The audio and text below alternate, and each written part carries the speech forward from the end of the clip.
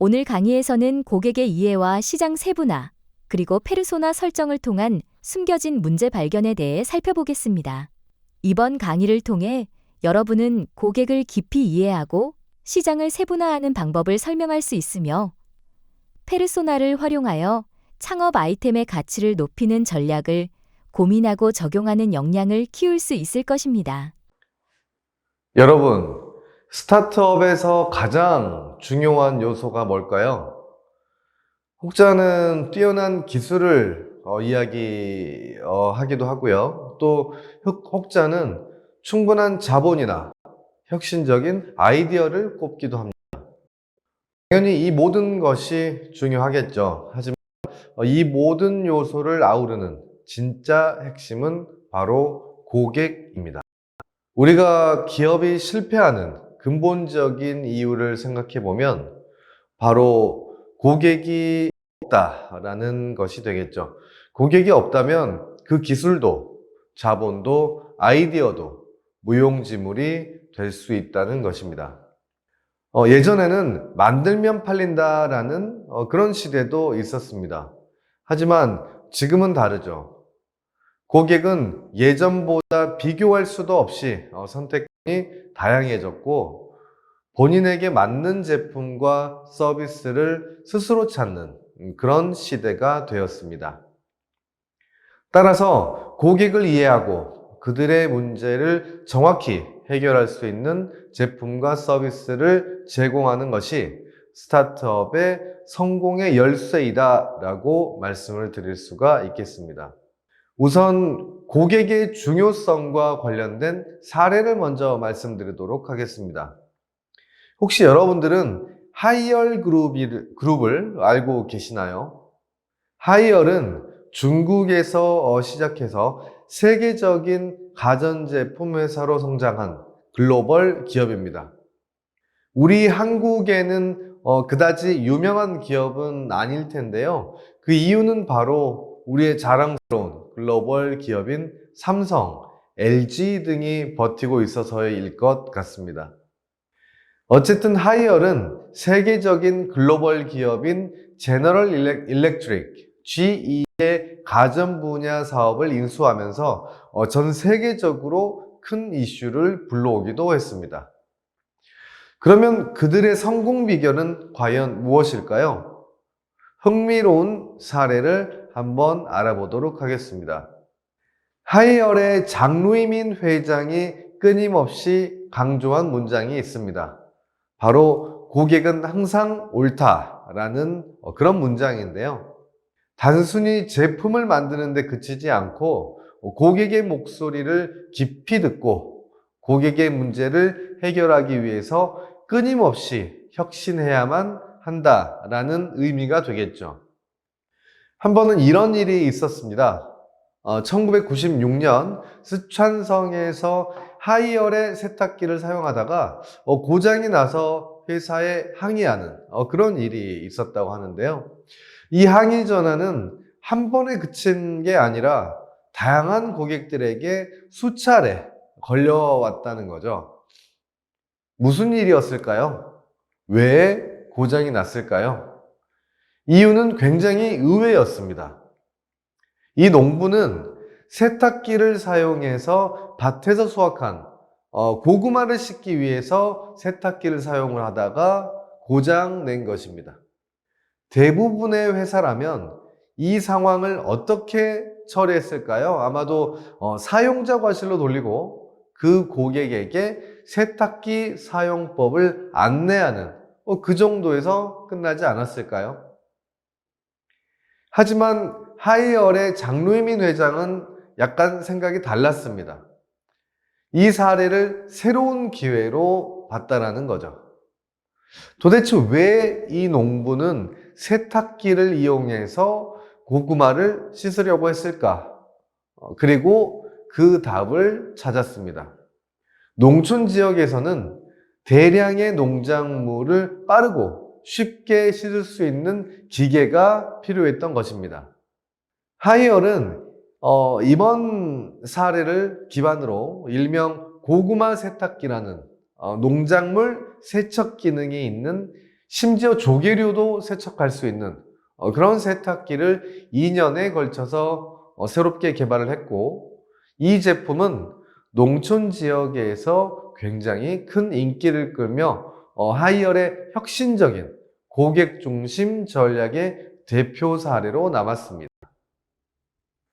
우리는 고객이 필요로 하는 니즈를 어떻게 효과적으로 파악할 수 있을까요? 고객의 니즈를 파악하는 게 과연 쉬울까요? 고객의 니즈를 살펴보면 저렴한 가격, 좋은 품질, 가성비 등 비교적 쉽게 확인이 가능한 수면 위 고객 니즈와 반대로 잘 파악하기 쉽지 않은 수면 아래 고객 니즈로 나누어서 볼 수가 있겠는데요.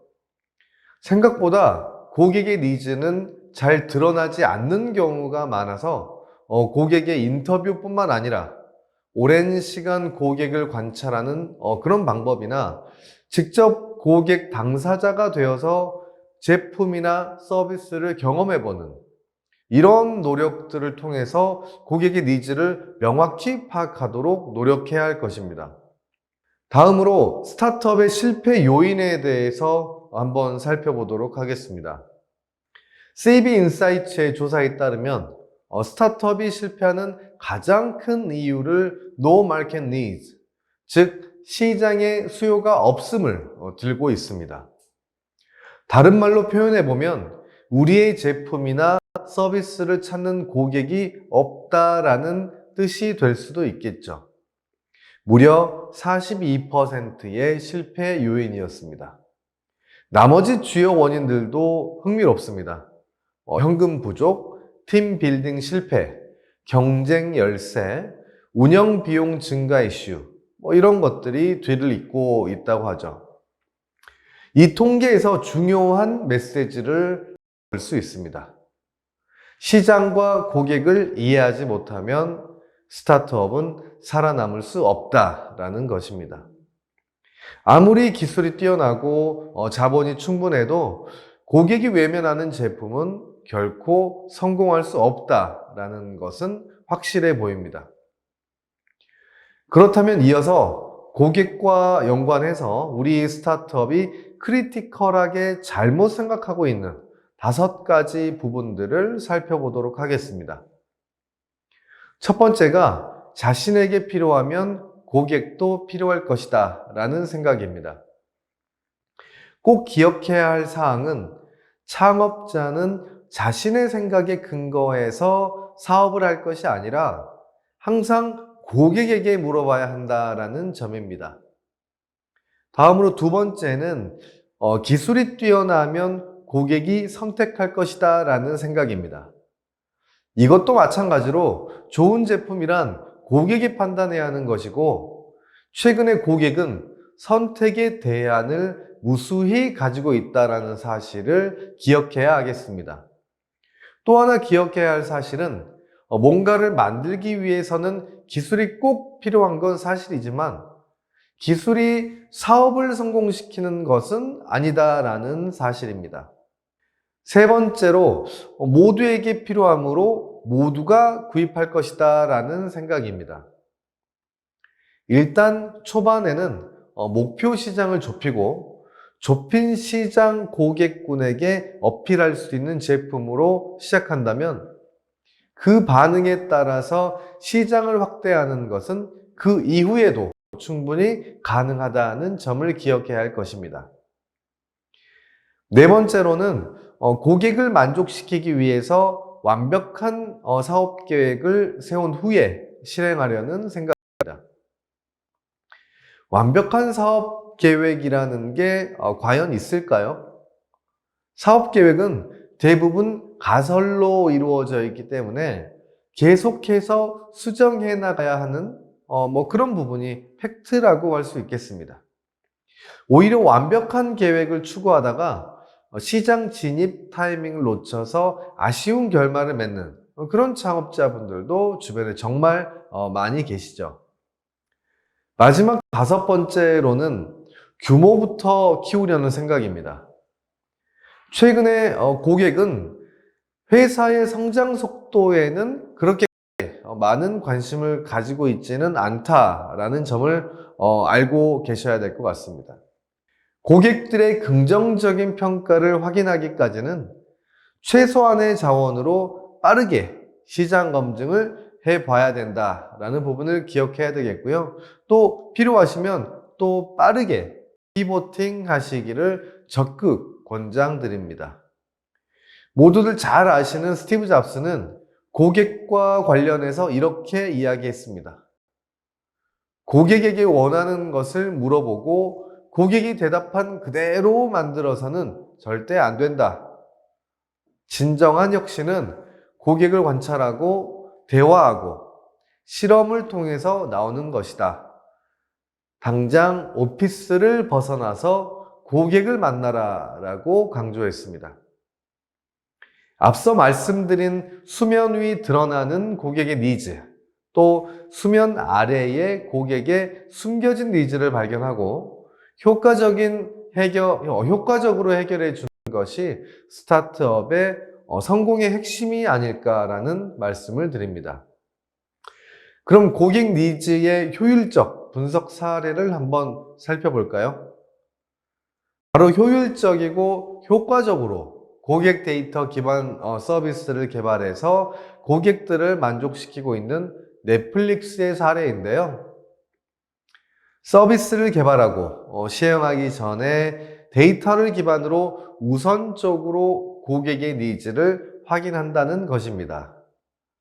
예를 들어서 작품을 제작하기 전에 작품의 종류나 감독, 배우 등을 고객으로부터 확인하고 론칭하는 방식도 최대한 고객의 니즈를 반영해서 진행한다는 것입니다.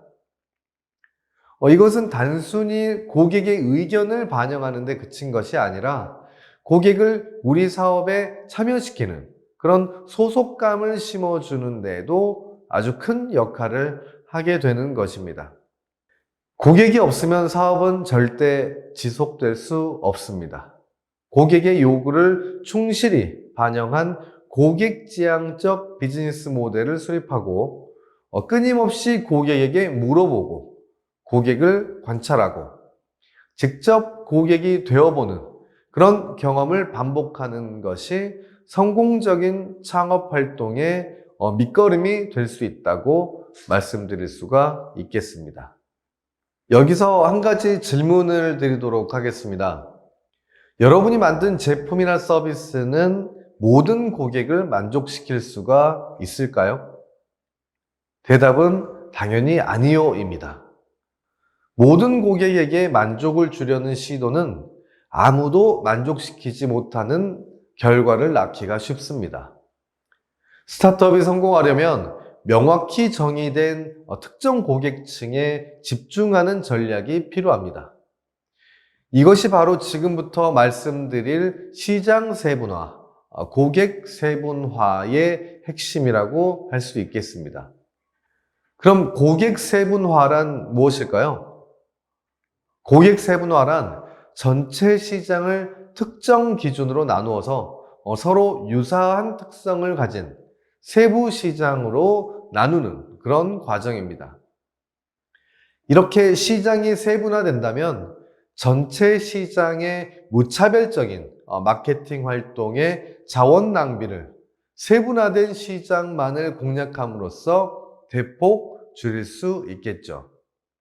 물론 대기업은 거대한 시장을 대상으로도 무차별적인 마케팅 전략이 가능하겠지만 일반 창업 기업으로서는 상상하기 힘든 그런 전략이죠. 마케팅과 관련해서 우리가 고객을 세분화하고 세분화를 통해서 목표 고객을 명확히 설정하고 그 목표 고객들이 모여있는 세분화된 시장을 공략하는 이런 전략을 우리가 STP 전략, Segmentation, Targeting, Positioning 전략이라고 하는데요. 우선 Segmentation, 세분화를 하기 위해선 방법을 세 가지로 구분해 볼 수가 있겠습니다. 그중 첫 번째 세분화 방법이 인구 통계적 세분화인데요. 고객을 성별, 나이, 직업, 교육 수준, 소득 수준, 자녀 유무, 가족의 수 등 인구 통계학적으로 구분해 보는 방법이 있겠다라는 말씀을 드리고요. 두 번째가 바로 지리적 세분화 방법입니다. 주로 고객들이 살고 있는 지역을 기준으로 세분화해 보는 그런 방법이라고 할 수 있겠는데요. 만약에 우리가 차량을 판매한다라고 하면 눈이 많이 오는 추운 지역 또는 비가 많이 오는 더운 지역의 고객에 따라 접근할 수 있는 전략이 당연히 구분되어야 하겠다라는 거죠. 이렇게 질이나 기후적인 특정 기준을 바탕으로 공략할 고객을 세분화해 본다라는 것입니다. 마지막으로 최근 들어 가장 효과적인 세분화 방식으로 볼 수 있는 행동적이나 심리 분석적인 세분화 방식입니다. 이 방식은 고객이 가치를 선택하는 행동적인 요소를 파악하거나 심리적 성향이나 취향, 특징 등으로 고객을 분류해서 세분화하는 그런 방법이라고 할 수 있겠습니다. 다시 한번 자동차를 예로 들어보면 차량 구매를 원하는 고객들 중에도 경제성을 최우선으로 생각하는 고객인지 안전성을 최우선으로 생각하는 고객인지를 분류할 수 있을 것이고요. 또 과시욕을 위한 구매인지 실속을 위한 구매인지 평소 레저나 캠핑 등 라이프 스타일을 최우선하는 그런 구매 고객인지 세분화해서 전략을 수립해 볼 필요가 있겠다라는 것이죠. 이런 세분화 방법을 통해서 시장을 충분히 세분화해 볼 때 그 뒤에 집중적인 타겟 마케팅이 이루어졌을 때 훨씬 고성과의 마케팅 결과가 도출될 것입니다. 이처럼 시장을 세분화해서 틈새를 찾아내는 이런 전략이 우리 창업자에게 매우 중요한데요. 또 이해하기 쉽게 사례를 또 한 가지 말씀드리도록 하겠습니다. 우리가 세탁 시장을 살펴보면 어떤가요? 의류를 전문으로 세탁하는 그런 시장, 신발을 전문으로 세탁하는 또 그런 시장, 이런 시장들을 쉽게 우리가 발견을 할 수가 있는데요. 최근 들어서 캠핑용품을 세탁해 주는 틈새 시장이 나타나고 있습니다. 자, 캠핑. 좋아하시는 분들 많으시죠? 하지만 캠핑 시장이 성장하면서 생겨나는 고객들의 불편함도 동시에 발견이 되고 있는데요. 바로 큰 규모의 캠핑 용품들이 이런 용품들의 세탁이 바로 어렵다는 점입니다. 특히 캠핑을 철수를 할 때 비라도 오고 날씨가 좋지 않으면 문제는 더욱더 심각해지는 거죠. 젖어버리면 펼쳐서 말릴 수 있는 집의 공간도 부족하고 곰팡이에 더 이상 용품들을 사용하지 못하거나 이런 부분들 때문에 캠핑을 포기하는 캠퍼들도 생겨나더라 하는 거죠. 이러한 고객들의 불편함을 해결해주는 전문 업체들이 생겨나고 있다고 하는데요. 이런 업체들은 주문을 받으면 직접 캠핑 사이트로 가서 캠핑 용품을 수거하고 세탁이나 수선을 깨끗하게 해서 택배로 고객의 집까지 또 배송을 해준다고 합니다. 어떠신가요? 가격이 좀 비싸더라도 이용해 봄직하지 않나요?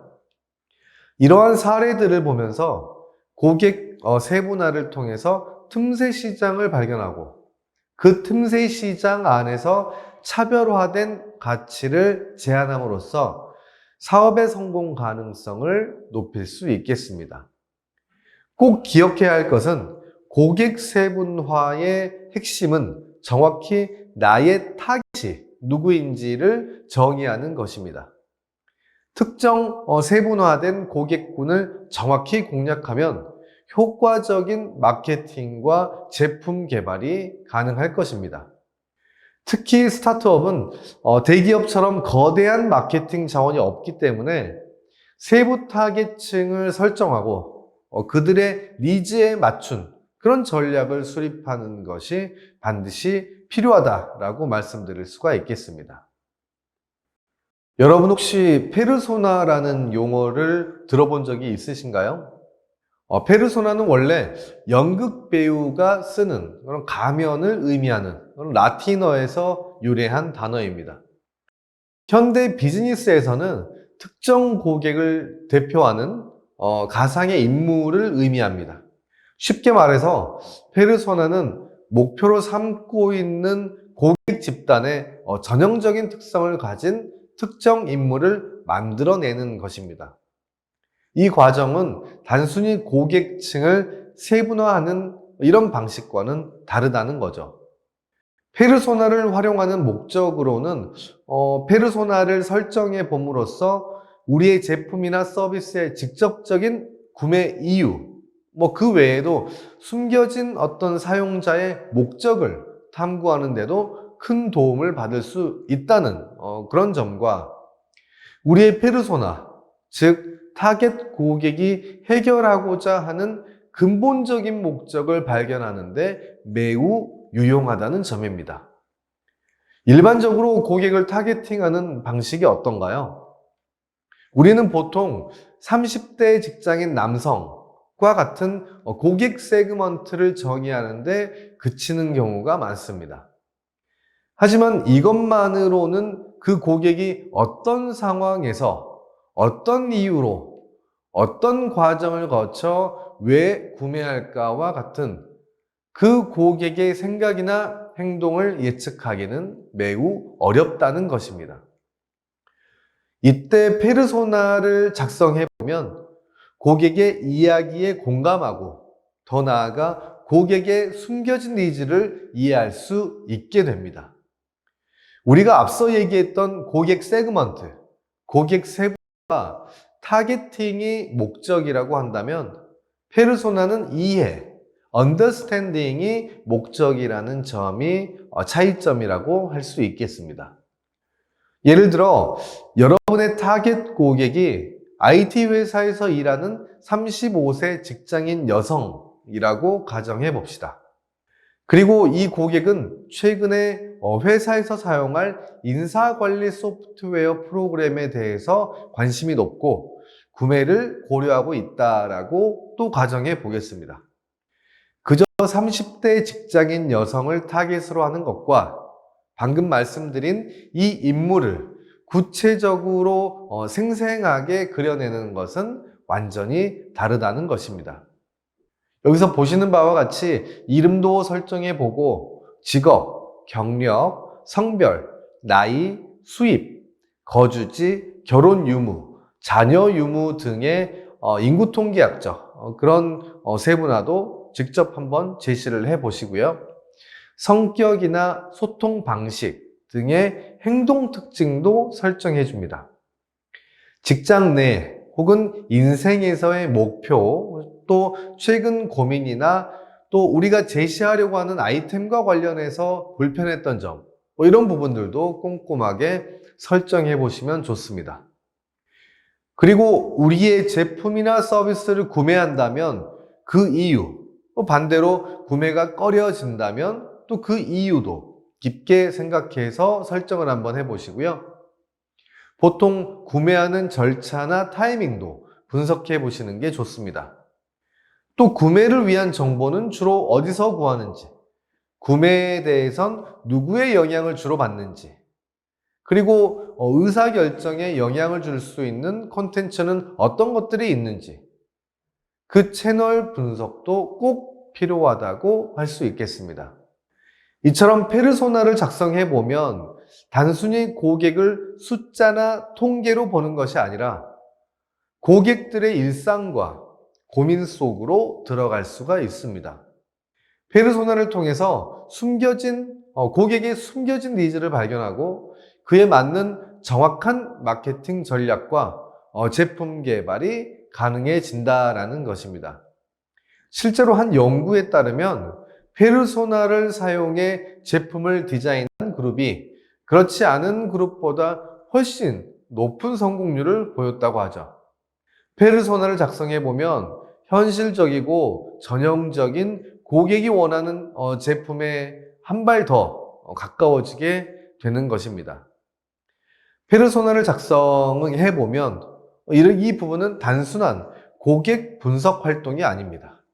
고객의 목소리를 이해하고 또 공감하기 위한 강력한 도구라는 것입니다. 이번 강의를 통해서 사업을 하는 데 있어서 가치를 창출할 수 있는 목표 고객을 설정하고 깊이 이해해보는 의미 있는 시간이 되셨길 바라겠습니다. 이것으로 이번 강의를 마치도록 하겠습니다. 감사합니다.